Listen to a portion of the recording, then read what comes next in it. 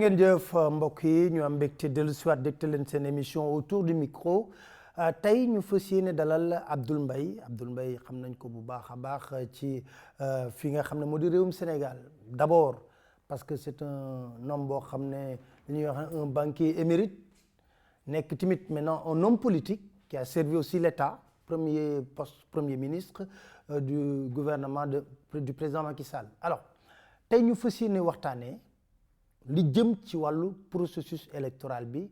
rawatina parrainage ak tamit taxawaay bi ci conseil constitutionnel def ma jox la kàddu yi nga nuyoog mbokku internet yi téléspectateurs yi doog a sóobu ci waxtaan bi. waaw Pape Alé maa ngi lay nuyu. di nuyu téléspectateurs yi. di rafetlu lool itam bi toogaay ndax dama la xam ngay nitu dëgg. te loolu am solo lool ci jamono yi ñu toll ci Sénégal. laaj bu njëkk bi dama koy wax toujours opposition bi est-ce que ci wàllu processus électoral nu mu demee amul benn naïveté boo xam ne moo indi résultat bi ngeen am nii tey ngeen xëy nekk 27 personnes déposées ñu leen dàq ba tey ci juróom est-ce que bàyyiwu leen processus électoral bi ak président Macky Sall mu def ci lu ko neex. man li ma jàpp mooy teel nañu yëg ne. Macky Sall dafa amoon fi mu bëggoon a jëm mooy élection yoo xam ne du ànd ak leer élection yoo xam ne moo koy organiser boppam ba war ci mën a génn te kenn du ci mën dara opposition nag dafa am lu mu mun am lu mu munul li mu mën mooy oote yeete ci li nga xam ne lii fa la ñu Macky Sall bëggoon a jëmale jàpp nag ne loolu munoon na fi bañ a indi jàmm te loolu def nañ ko teel nañu jóg yaa ngi fàttaliku mbooloo Manko Wattu Sénégal taxawal nañ ko yaa ngi fàttaliku initiative pour des élections démocratiques et transparentes yaa ngi fàttaliku front de résistance nationale waaye loolu tam xëy na ci ñun la waaye am na wàll boo xam ne askanu Sénégal moo ko moom ndax bu ñu jógee di politique benn bu ñu jógee di oote ci lu ni mel ma la ko doon wax sànq mooy nañu jëm ci ay élections yu leer ndax kii leneen lay ut am na nag wàll boo xam ne peuple bi moo ko moom askan wi moo ko moom bu ñuy oote manifestation ñu war a jóg am loo xam ne dañ koy bañ te loolu nag ci dëgg-dëgg amuñu ko ci Sénégal. lan moo indi échec gu kuréel yooyu yëpp ngeen xam ne def ngeen ko est-ce que ba ngeen di toog di waxtaan ku nekk amutoon tamit benn ambition boo xam ne parce que soo waxee ñu ne waa PDS ñoom mbiru Karim leen intéressé est-ce que loolu tamit freiné wul un peu li war a am comme unité au niveau de l'opposition. yaakaar naa ne unité amoon na ni ma la ko waxee rek fi nga xam ne fii xëy na juum nañu waaye walla amuñu ci ndam mooy. yeete Sénégalais yi ba ñu xam liñ doon wax ba ñu nangu ko ba noppi nag mu am leneen gis nga démocratie ak citoyenneté ñëpp a ko bokk ak foo munti toog mën nga nekk ci opposition bi di oote loi bi nga xam ne bi ñoo ko bokk na ci ñëpp ànd constitution bii nga xam ne taxaw na te loolu dinaa ci dellu si nañ ko topp booy oote ca loola dëgg la yaa ngi wax ak waa opposition waaye itam ñi féete ci pouvoir bi war nañ la may nopp te bu ma waxee loolu Macky Sall dafa bokk ci coalition ànd ceeg ñoo xam ne li ngay jëkk jàpp mooy mënul ñàkk ci ñoom jikko homme d'état ndax responsabilité yi ñu fi mas a yor muy Ousmane Tanor Dieng muy le président Moustapha Niasse ñoom xam nañ lii loi xam nañ lii constitution xam nañ lii indi jafe-jafe ci réew ndax am na loo xam ne dund nañ ko gis nañ ko feneen itam waaye ñoom ñëpp daal di doon maam toppaan topp Macky Sall ci lii muy dox ba ca sax les petits militants APR le plus simple militant APR le plus simple militant Benno Bokk Yaakaar am na waxtu boo xam ne dafa war a jiital njëriñu Sénégal am na waxtu boo xam ne dafa war a jiital lii dëgg te nag bàyyiwuñu woon kenn wax nañoo toog waxtaan ak askan wi ci ay émission ci ay rajo ci ay télévision ci ay manifestation waaye itam jóg nañu dem waxtaan yi jeeg kilifa diine yi amoon yaakaar ne ñoom itam ndegem am nañu wàll ci suñu réew ci lépp loo xam ne lii mën na fi indi jàmm mën nañu wax ak moom ba mu del si xelam ci lii nga xam ne mi ngi ko doon fexeel Sénégal ak askanu Sénégal waaye loolu yëpp loo ci gis jóg nañu itam jàpp ne yoon am na ci Sénégal maanaam bu ñu la jéemee teg loo xam ne teguwul ci yoon boo ko yóbbee Cour suprême walla nga yóbbu ko Conseil constitutionnel bu boobaa dinañ dogal yoon waaye loolu yëpp amuñu ko ci Sénégal nag Pape Alé lii may wax am na solo lool te jàpp ko dañu jàpp ne démocratie lañu waaye loolu féete na gannaaw xam nga lu tax ma wax la loolu démocratie yomb na xàmmee waaye dictature moo gën a yomb xàmmee dictature nag am na ci réew ci kaw njiitu réew ba maanaam exécutif ak gouvernement bi muy àndal ak assemblée nationale nga xam ne assemblée nationale ci démocratie représentative moom askan wi la fi war a taxawal ak pouvoir judiciaire li ñu ne mooy bu fekkee ne ku nekk yaa ngi taxaw di dox wàll bi nga xam ne bi mooy sa wàll ci biir démocratie bu boobaa mën nañu jàpp ne démocratie am na waaye bu fekkee ne ñett ñooñu ñooy ànd ji tëral loo xam ne mooy neex rek njiitu réew ma dictature taxaw na te ci la ñu toll tey. jàpp nga ne fu mu nekk nii ci loolu lañ nekk. loolu moo fi am looloo am Sénégal te kenn mënu ko weddi kenn mënu ko weddi dafa di loo xam ne dañ ko tabax dafa di loo xam ne ki ko doon tabax am na ci ndam taxaw na ndax bu ñu jàpp rek ne élection présidentielle moo indi lii non élection législative yi ci la li mu doon tabax door ndax amoon na solo ñàkk majorité ci élection présidentielle ndax àggul 50% ak njuuj njaay bu bëri bi ak sàcc yu bëri yi waaye loolu indi na mu am majorité bu am maanaa ci assemblée nationale ba am assemblée nationale boo xam ne bu ñuy soppi constitution liñ ci am mooy vote sans débat loolu gàcce la ci réew boo xam ne dañu war a jàpp ne démocratie la te bokkoon na ci démocratie yi gën a yàgg ci Afrique kon ca booba la dooree moo tax it bi ñu jógee député yi nga xam ne ci opposition la ñu bokkoon di oote naan déet parrainage bi ni ngeen ko bëgg a taxawalee benn d'abord galgal la maanaam day wàññi démocratie ndax démocratie foo ko gisee rek day doon loo xam ne dañuy yaatal loolooy démocratie dafa am fu mu jóge tubaab a ko jëkk taxawal ñu jàpp ne moo gën ci Sénégal démocratie nag boo koy tudd c'est l'élargissement de la participation waaye du xatal loolu di benn ñu ne leen itam lii ngeen di indi kenn mënu ko teg ba doxal ko ni nga ko bëggee man ay yooni yoon jàll naa ci télévision ak i rajo li ma wax yomb na constitution bi ngeen bëgg indi da ngeen ne parrainage signature d'électeur la xam nga signature d'électeur tubaab la waaye mën nañu jàpp ne wolof la itam ndax yomb na dégg sama liggéey banquier la sama liggéey signature ci ëpp solo ndax client day ñëw joxe signature te bu signé ci ngay mën a topp ndigal bu mu la jox nga war a dindi xaalis ci comptam war a fay di et cetera et cetera amul fii ci Sénégal ci benn at walla ñaari at walla ñetti at walla juróomi at mënuloo taxawal kuréel boo xam ne ba nga duggal ca téeméeri nit ñuy vérifier juróom benn fukki junney signature par candidat di seet ndax signature yi dëgg la benn di seet ndax doublon am na ci ñaar mënut ne. dëgg daal ngay wax ci parrainage bi tey ji lan nga jàpp ne moo nekkoon piège bu nekk ci parrainage bi ak ni ko conseil constitutionnel saytoo jaarul. non benn bu fekkee ne génnee nga loo xam ne munoo ko topp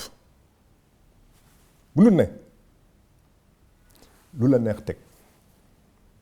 loolu mooy piège bi dëgg lu la neex teg nag waaye bu fekkee ne bëgg nga yëf yi xaw a jaar yoon tuuti nga jëkk ci waxtaan ak ku ne koo xam ne kii dina ñëw bokk ci yow ci élection bi nga xam ne moom nga war a atte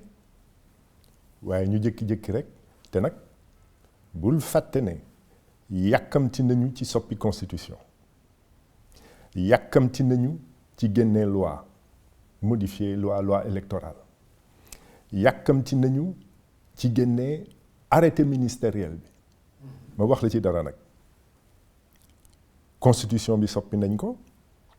génne loi arrêté ministériel bi méngoowul ak loi ba. ci naka. ci ne loi bi dafa ne benn fiche mooy am waaye ci ñaar nga génnee ko ci muy këyit nga génnee ko ci muy électronique mën a dugg ci ordinateur benn lu ñu wax arrêté bi daal di génnee ñaari fiche yu ute ndax bi génn ci ordinateur bi war a dugg ci ordinateur am na lu ca ñàkk mooy lan mooy signature benn mooy turu ak santu collecteur bi mooy numéro carte électeur u collecteur loolu duggal nañ ci recours yóbbu ko ba cour suprême ba tey sax attewuñu ko waaye ndegem élection yaa ngi doon ñëw ñu ne cour suprême recours a ngi nii waaye recours spécial ko tuddee référé liberté teg nañ ko itam ndax yàkkamti élection yaa ngi ñëw président cour suprême tontu ne yàkkamti amul. non recours bi ni nga koy jugé bu ñu voté ba pare mois de mai 2019. waaw xëy loolu moom du ñàkk. kon tëral nañu loo xam ne ñoom ci seen bopp mënuñu ko topp daal di génnee itam mu des nag dispositif ndax loi dafa ne conseil constitutionnel dafa war a génnee wax naka lay contrôler loolu daal di yéex a ñëw ma toog ba 30 novembre gisuñu dara ma bind leen bind ak président conseil constitutionnel ma ne am na lu des ci parrainage muy saytu bi nga xam ne dënk nañ leen ko mu xaar ba le 3 décembre fekk mi ngi jàkkaarloog ay taskatu xibaar mu ne leen waaw am na dispositif boo xam ne génnee nañ ko depuis le 23 novembre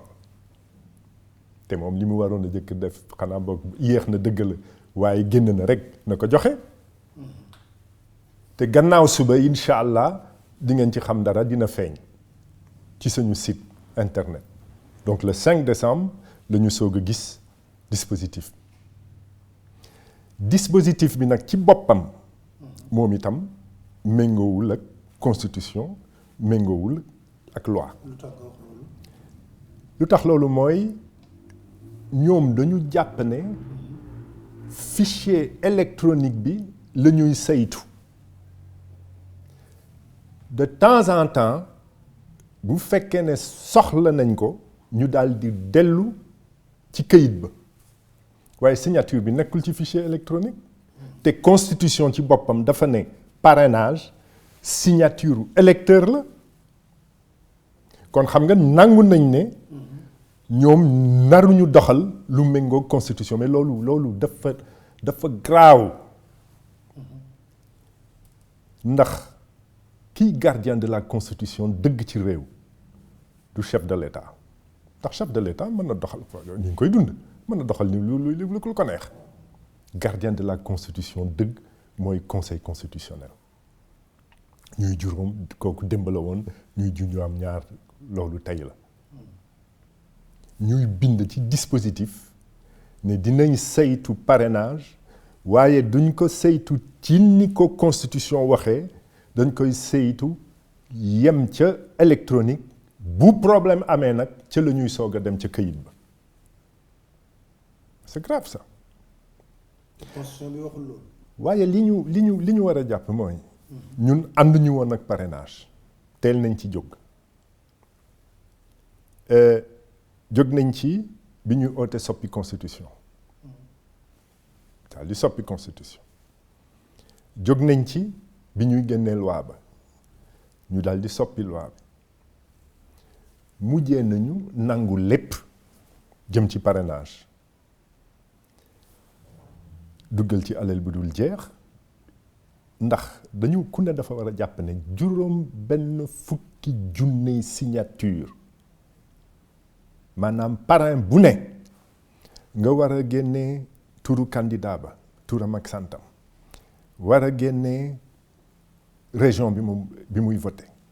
war a génnee tur ak santu délégué régional bi ak numéro carte d'électeur war a génnee tur ak santu collecteur ba ak numéro carte d'électeur parrain bu nekk nga génnee itam turam santam numéro électeur juróom-ñeenti chiffre numéro carte CEDEAO fukk ak juróom-ñaari chiffre ak commune bi muy voté loolu yombut juróom benn fukki junne parrain ñoo feesal stade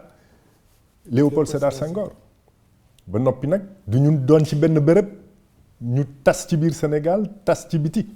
bitim réew ñuy dox loolu duggal ci suñu alal suñu compagnons yi suñu militants yi ànd ceeg ñun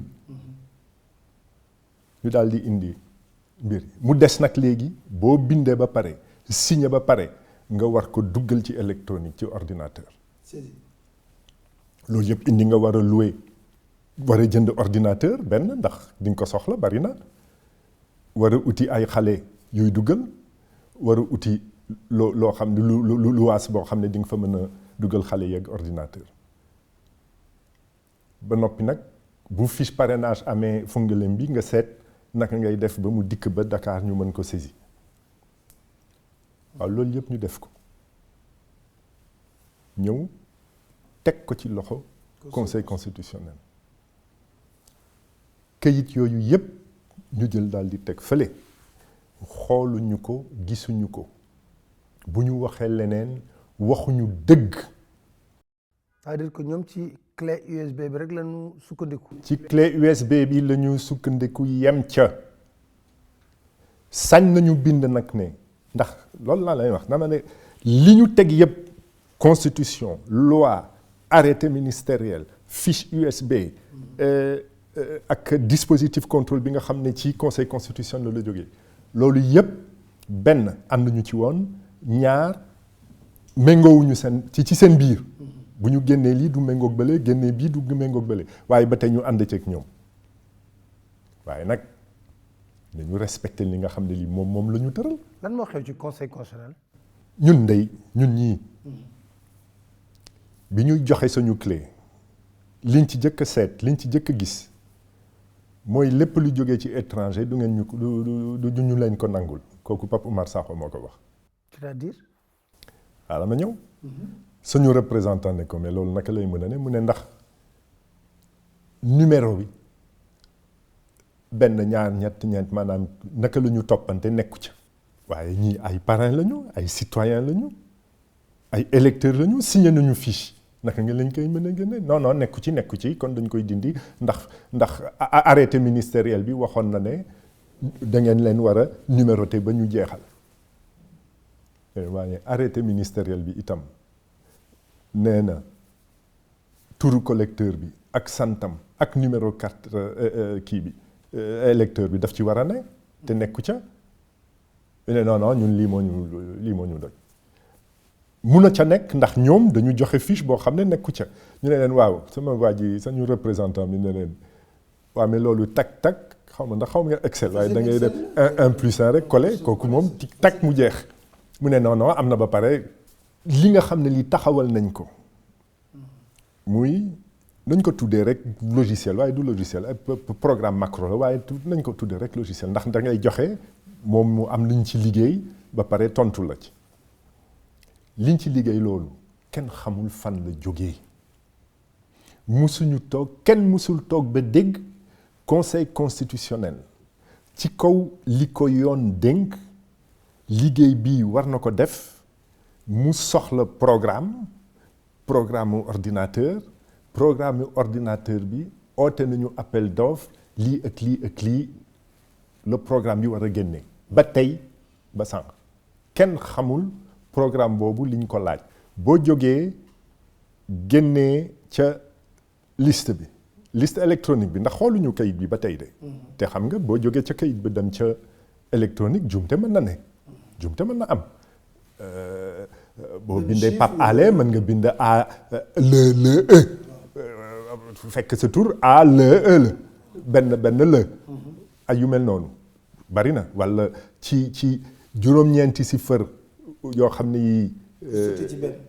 waaw nga sotti ci benn walla donc waxuma sotti sax ndax dafa am précaution yoo xam ne dañ ko dugal ñun ci suñu plateforme waaye nga juum ci nga 8 nga bind 2 ak yu noonu mel nee nañu saa yoo xam ne numéro carte d'identité juum ngeen ci fukk ak juróom-ñaari chiffre dañ koy dindi donde numéro carte électeur bi baax na suñu constitution ni muy laajte signature d'électeur waaw bu fekkee ne électeur bi numéro électeur bi méngoo naag tur ba mu signé ko ci këyit loolu doy na ndax numéro électeur bu nekk benn numéro carte d'identité waaye ba tey li mu wone rek mooy ñoom demuñu seeti ji ca këyit ba li fa ne bu ñu paree ci lii génnee carte CEDEAO boo xam ne méngoowul ak bu nekk ci fichier bi kon xam ne li des mooy carte d'identité yi baax nañu waaye carte d'identité bi baax na carte électeur bi baax na tur wa ñaara mën a am baax na ci kayit bi juum nañu ci biñ koy duggal ci ordinateur ñu ne dañ koy dindi ñu dindi ko jàpp ne kii du électeur ma jox la ci exemple lu ko firndaal ñu am benn parrain boo xam ne Gaspard Diallo la tudd ki doon bind fiche bi bind na Gaspard Diallo xam nga Diallo rek def ci ñaari L O ndeke Diallo bi L O la benn L la ñu ne kooku duñ ko nangu bokkul bind nag ci PV bi non électeur xam nga foofu waxuñu dëgg. peut-être qu'il y a erreur matérielle sur. waaw góor a waay électeur la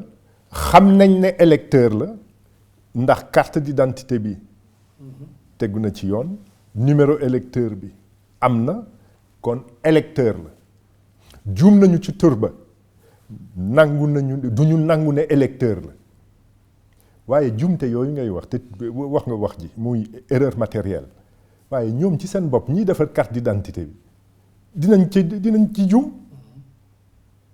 ci juum ba jàpp ne bu juum te bu ñu demee ba juum ngeen jot seen carte électeur gis ne juum nañu nii ak nii ngeen di def ba ñu daal di corriger. mais sur quel fichier lañ contrôler seeni parrainage est-ce que loolu. non loolu kenn xamu ko gis nga man dama lay wax rek ne nangu nañu rek nañu nangu sax ne loolu yëpp nañu nangu ne loolu yëpp mën na tegu ci yoon waaye bu ñu nangoo loolu yëpp loi yeeg fichier beeg seen programme nangu lépp waaye li ci des nañ ko teg ci waxuma yoon waaye li ñu wax ne moom la ñuy def c'est ça le problème. ma dellu si ci cas Germaine Fall ñu bind ci këyit ba Germaine Fall FAL benn L ndax noonu la nekkee ci carte bi ki dugal ci ordinateur bi def ñaari L. ñaari L waaw gay léegi ñu ne ko kon xam nga fichier électronique bi baaxul ndax ñaari L la te benn la waroon waaye fiche papier bi set na ñooñu itam loo boobu itam ñu ne na deñ noonu te nag bu am loo xam ne dafa jiggi dayoo boo amee doublon maanaam loo xam ne lii yoon daf ko tere ba ki ko def ñu war ko topp yoon dinañ la génnee waaye duñ la wax ban doublon la maanaam Abdoul Mbaye am nga doublon waaye duñ la wax ne yow ak candidat Pape Alé yéen a ko bokk doo ci xam dara te muy loo xam ne yoon daf ko tere muy loo xam ne da nga war a topp yoon. topp yóbbu ko ci yoon. ñoom ñëpp dañ leen war a dugal ci biir kaso bi. c'est logique. góor exactement loolu dinañ la may nga indi beneen waaye boo juumee ci benn L waaye ci benn I damay ne I ndax am na sax tur boo xam ne dañ ko bind DOP xam nga DOP foofoo ko gisee di nga xam ne. I bi moo manqué muy job duñ la may waxuma remplacer de nga corriger erreur matérielle te ñoom ci seen bopp bu ñuy juum ci carte nationale d'identité bu ñuy juum ci passeport bu ñuy juum ci jugement erreur matérielle am na procédure yoo xam ne da nga ci war a jaar ba corriger ba noppi nag buñ ko génnee doo ko mënati remplacer moom la ñu wax moom la ñu jàpp te ñu bind ko fan lañ ko bind fenn ñoom rek ñoo jàpp ne rejet définitif génne rejet définitif boo xam ne catégorie juridique la bu amul fenn. mais loolu yëpp xam nga man lan moo ma jaaxal loolu yëpp xam ngeen ko et pourtant dama leen di dégg seen i discours ngeen di jox ay gage de confiance conseil constitutionnel comme ça pose problème. non gis nga ñoom li ñu bëgg mooy ñu gedd man nag duma leen topp ci loolu saa yu ñu. génne loo xam ne tegewul ci yoon ñu daal di ko dénoncer. ba ca décision numéro 2 bi ñu mujjee génne. luñ ci wax. xam nga nee naa la sànq jox naa la exemple boo xam ne fiche papier bi c'est correct yombal na ci ñoom ndegem numéro électeur bi baax na numéro carte d'identité bi baax na ñu gis ne benn L ci tegu ci yoon waroon nañu dem seeti. te ñu bind ko ñoom ci seen des décisions dispositifs waroon nañu dem ni ñu ko waxee ñoom ne moom la ñuy def waroon nañu dem seeti ji fiche papier bi ndax li fa ne tegu na ci yoon ndax loolooy parrain signature ba fiche papier bi defuñu ko ñu sañ a bind ci seen décision ñoom à examiner les listes de parrainage sur support papier revêtu de la signature des parrains. alors qu'ils ne l'ont pas fait. mais musuñu ko def du dëgg. c'est yow mensonge d'état wala mensonge constitutionnel xaw mais lii nag lii moo tax itam ndax ku nekkul ci dëgg da nga koy puus dina mujjee def lu nii mel juróom-ñaari kilifa toog signé décision boo xam ne kàcc mi ngi ci mais Sénégal kenn xamatul fu ñu toll tey. dama ba noppi nag ba tey may am yaakaar ndax xam nga seen décision bi dafa bari considérant 10 bi laa léegi nii moom ci la fen bi nekk du ñàkk nag mu am koo xam ne moo ko defar ne leen signé leen loolu mën na ne ndax mënuma gëm ne xëy na tam nga ne ni nga ko waxee sànq naïveté mënuma gëm ne Sénégal ñu taamu juróom-ñaari kilifa. sage. tudde leen sage. juróom-ñaari sax mën nga ci génnee benn bi muy président ba mu des juróom-benn ñoom ñëpp ñu mën a ànd signé loo xam ne du demati ba faw dans l'histoire constitutionnelle du Sénégal ak coow bi nar a kenn xamul li mu nar a indi suba waaye ñii seen responsabilité la nañ ne fen bii moo indi lii man loolu moo ma jaaxal ba tey Pape Alé. alors quelle est la suite maintenant comme léegi yéen fi mu nekk nii def nañ gis naa ngeen créer C25 encore C25 te xam nga ne la machine du président Macky Sall du arrêté wu ndax loolu est-ce que vous pensez que am ngeen capacité vraiment fexe ba sensibiliser la population sénégalaise sur la question ñu ànd mener le combat bi ngeen di wax ne ñu arrêté parrainage bi dugg te ñoom ñu ngi seen liste définitive yi ñuy waaj a génn. mais ci loolu la ñu nekk te yemuñu sax ci population sénégalaise ñu ngi waxtaan itam ak ay njiitu réew yoo xam ne ñu ngi ci yeneen dëkku Afrique njiitu réew yoo xam ne dund nañu ay jafe-jafe yu nii mel ba mu indi guerre ci seen dëkk indi musiba ci seeni réew ndax nag dañu am njiit boo xam ne nee na de ñàkk élection moom bugg ko dégg te jaral na ko lu ne dégg naa sax ne nee na jaral na ko bàkkenam. ñàkk deuxième mandat dee ko gën a sedd waaw. am na solo ñi nga xam ne ñii am na lu ñu dund xam fii nga xam ne lii lu nii mel mën nañu fa yóbbu jóg wax ak moom kon ñu ngi wax ak chef d'État étranger ñu ngi wax itam avec la communauté internationale waa Europe waa États-Unis waa CEDEAO waa ONU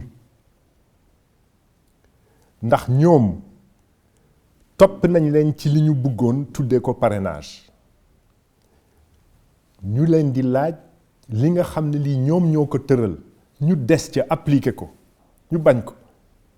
ndax mënuñu ko waaw ndegem mënuñu ko nañ ko bàyyi teg fële xam ne mënuñu ko te bañ ci génne ay kàcc yu ñuy signé ay fen yu ñuy signé jàpp ne parrainage bi teguwul ci yoon mënuñu ko te Sénégal nag am na loo xam ne war na fi am wax dëgg sa kilifa gis na sama maam Abdoul Aziz Sy radiyallahu taala anhu yàlla na ko yàlla yërëm te xaare ko àjjana daf ma mës a wax gémmiñam ak sama nopp fekk mu am lu ma ko doon nettali lu doxoon sama digganteeg ministre de finance ba woon ma nekk directeur général de banque mu ne ma dara gënul neex yàlla nga wax dëgg sa kilifa waaye dañuy ragal seen kilifa mu taxawal loo xam ne parce que nag xam naa président Macky Sall jàpp na ne parrainage bi mën na doon galgal ba génnee nit yi waaye amul xelu ak xam-xamu taxawal système parrainage buy fonctionner mënu ko xam naa ko mënu ko ñi nga xam ne ñi dañu xam te mën ñoo ko war a wax ne lii mënuta ne mën nga des ca parrainage waaye xalaatee ko neneen ba mu doon loo xam ne ëllëg ak si biir duñu génnee fen di ko signé loolu moo ñàkk ci Sénégal fii ñu toll loolu itam bokk ci li nga xam ne lii mën nañu jàpp ne mooy firndaal dictature nit mëtul Macky Sall kan la fi mën ci jàng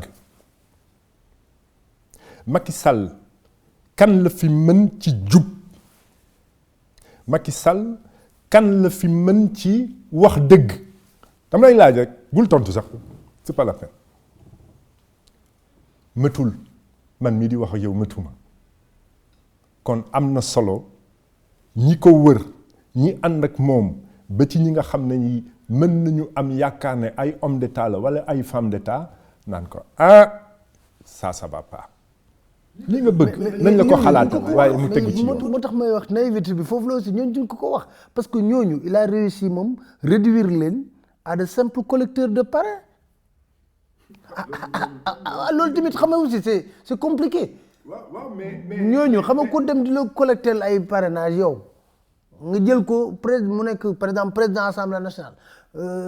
ancien ministre d'État nga réduire ko en simple collecteur de parrainage nga ne kooku dina taxaw di wax président ne ko lii baaxul xam nga mënut a nekk. waaw mais loolu tam am na loolu am na mais dañ koy jooy ci lan ci attention Sénégal yeewu leen askanu Sénégal. est-ce que foog nga ne ñoom jiital nañ Sénégal fi mu nekk nii seen kanam wala seen fin de carrière politique la ñuy gérer. non ñii ñoom vraiment nga baal ma wax ji mais jaruñu dara. koo xam y a pas de patriotisme bëgguñu seen réew xalaatuñu ko jàmm ñoom daal nañu xalaat rek nan laa ciy am naka laay toogee oto bu rafet bi ñu ma jox salaire bi may jot fin de mois mu des kan nag mu des askan wi ni ma la ko waxee nag liggéeyu politique homme politique mooy yeete. la dernière question mooy quelle posture la opposition bi nar a am bu ñu demee ba nga xam ne génn nañ mu continuer génn liste définitive yëpp ne day dem campagne vous serez obligé de s'organiser en conséquence par rapport aux candidats qui seront là. benn ñun li ñu jàpp mooy nañu xaar ba liste définitive génn ndax am na ay réclamations yoo xam ne duggal nañ ko loolu yëpp itam ndax dañu toog ak ñoo xam ne nee nañu dañu xam yoon waaw bu ñu leen bindee ñu war a tontu boo xam ne dafa tegu ci yoon loolu am na solo ndax communauté internationale yëpp ñi ngi seetaan ku ne xam na ne considérant 10 bi fen la léegi ndax amut benn te bu amoon sax bu fekkee ne niñ ko waxee ñoom toog nañu ba génnee fiche bi làqu guddi toog génnee fiche yi di ko saytu teggi nañu war nañu dispositif bi nga xam ne bi moom la ñu génnee muy décision numéro 1 de 2018 ndax dañu waxoon ne lépp loo xam ne ñu ngi koy def ci dossier candidat dañ koy def fekk représentant candidat bi toog représentant société civile toog te loolu amul léegi réclamation yi bu génnee ba pare ñoom ñu ba tey bilaay Pape Alé man jafe na ci man nga baal ma waaye doomu Kéba Mbaye jafe na ci moom mu mun a jàpp ne juróom benn juge walla ñu jege juge xam droit mën a ànd ci lu teguwul ci yoon lu dul dëgg. mën nga ko jàpp xam lu tax nga mën ko jàpp. xam nga yaa ngi cité Kéba Mbaye. tey jii ba mënoon naa cité Youssou Ndiaye. d'accord mais tey jii mën nga cité Youssou Ndiaye Assane Bassirou Diouf ñëpp mën nga leen cité mais tey jii bu ñu demee ba ci concertation politique ñu ne leen dañoo bëgg kenn koo xam ne personnalité neutre majorité comme opposition ñëpp àndandoo ne bu mu doon magistrat y a un problème bu mu doon magistrat en tout cas indi leen képp ba kon respectabilité bi ñu amoon dañ na waaw bu ñu demee ba nga yow ñu ne ñu bindal la lii te ñoom xam nañ ne defuñu ko kon nag boo yaakaaree ne kii loolu tax may wax ne des fois dafa am benn part de naïveté boo xam ne tamit opposition bi da koy fonctionner. attention du naïveté mooy dernier retranchement rek dañ lay yóbbu ba fa nga sës ndax nag muy jigéen am nañu jëkkër ñuy góor am nañu jabar am doom am na sët mais am na waxtu boo xam ne dinañ mujjee jóg ne non li mënatuma ci ànd man de ba tey ma ngi koy yaakaar waaye loolu moom yoon la li ci des ni ma la ko waxee te mu ëpp solo mooy nañu waxtaan ak askan wi saa yu ñu indee loo xam ne teguwul ci yoon ñu wax leen ko saa yu ñu indee forcé ñu nettali leen ko ñu xam lu tax candidat bii ñu génnee ko candidat bii ñu téye ko loolu am na solo nga laaj ma nag itam ëllëg benn dañu xaar réclamation yi génn ba noppi bu boobaa dinañ seet itam li des ci élection yi naka lañ ciy jëmee man li ma wóor tey mooy Macky Sall gagné na premier tour gisuma ci lii mu def gisuma lu ko mën a génnee ci mbëbëtam nee na damay gagné premier tour 54%. dina gagner 54% ou plus waaye ba tey. non dina proclamer 54%. waaw dina gagner maanaam mooy bu ma nee gagner mooy gagner à la bague-ball on gagne on perd on gagne loolu la waxoon waaye ñun nañu dem ba sës rek li am solo mooy dëgg feeñ te gis nga Pape Alé am na lu ma wóor mooy dëgg rek ay mujj lii nga xam ne musu fi am ci Sénégal jéem a faqarti élection yaakaar naa ne bés bu fi amee ki ko tabax mën na am mu rëcc ko. jërëjëf Abdoul Mbaye maa ngi lay sant di la gërëm bu baax a baax ci leeral yu am solo yi nga indi woon ci li xew ci conseil constitutionnel par rapport ak parrainage beeg ak réew mi nu muy doxee jamono yi di sant di gërëm mbokku téléspectateurs yi di leen dig daje ak beneen invité incha allah.